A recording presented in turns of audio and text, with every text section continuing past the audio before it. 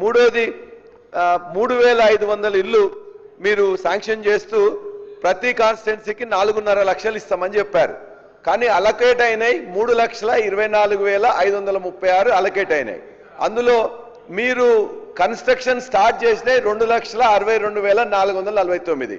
మరి బడ్జెట్లో మీరు ఇప్పటిదాకా పేమెంట్ చేసింది 5,000 కోట్ల రూపాయలు పేమెంట్ చేశారు, ఫస్ట్ విడతగా చేశారు. దీనికి సంబంధించినవి 12,500 కోట్ల రూపాయలు కావాల్సి వస్తుంది.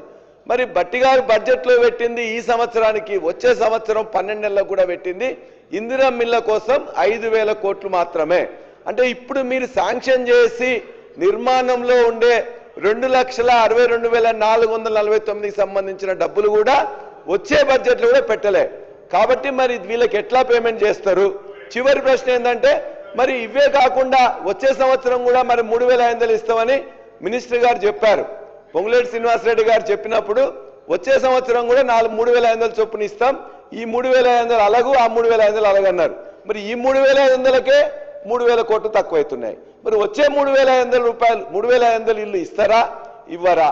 ఇస్తే ఎప్పుడు ఇస్తారని చెప్పేసి మీ ద్వారా మంత్రి గారిని రిక్వెస్ట్ చేస్తున్నాం.